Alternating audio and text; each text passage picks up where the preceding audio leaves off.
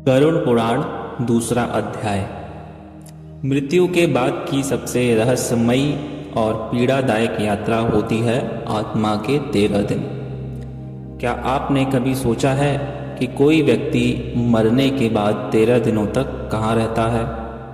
वो आत्मा क्या देखती है, क्या महसूस करती है? गरुड़ पुराण में बताया गया है कि जब कोई जीव इस संसार को छोड़ता है तो उसकी आत्मा न पूरी तरह पृथ्वी पर होती है और न ही पूरी तरह परलोक में। वो एक विचलित अवस्था में होती है जहाँ हर दिन एक नया अनुभव और एक नई सजा, एक नया एहसास उसके सामने आता है। पहले दिन आत्मा अपने निर्जीव शरीर को देखती है। उसे समझ ही नहीं आता कि वो मर चुकी है। दूसरे दिन वो अपने प्रियजनों की चीखें सुनती है पर कुछ कर नहीं पाती। तीसरे से 5वें दिन तक उसे अपने कर्मों का हिसाब याद आने लगता है। वो हर उस पल को दोबारा जीती है जहां उसने किसी का दिल दुखाया था।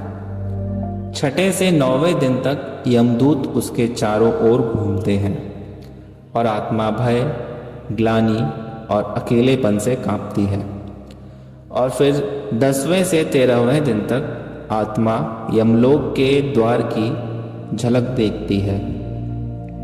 गरुड़ पुराण कहता है 13वें दिन यमदूत आत्मा को लेकर जाते हैं एक ऐसे स्थान पर जहां उसके अच्छे बुरे कर्मों का न्याय होता है। शास्त्रों में कहा गया है 13 दिने मृतस्य प्रायश्चित्तं विधीयता अथ याति यम क्षेत्रम पाप कर्म विभूतये।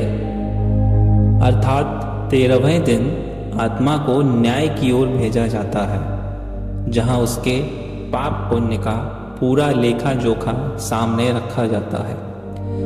यही कारण है कि हमारे पूर्वज इन 13 दिनों को विशेष मानते हैं, क्योंकि यही वो समय होता है जब हम अपने प्रिय की आत्मा को शांति, श्रद्धा और प्रायश्चित से विदा करते हैं। यह सिर्फ परंपरा ही नहीं, एक दिव्य जिम्मेदारी है।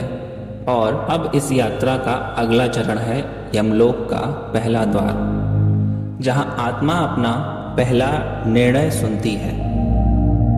क्या उसे नरक भेजा जाएगा या मिलेगा दूसरा अवसर? जानने के लिए जुड़े रहिए हमारे अगले अध्याय में।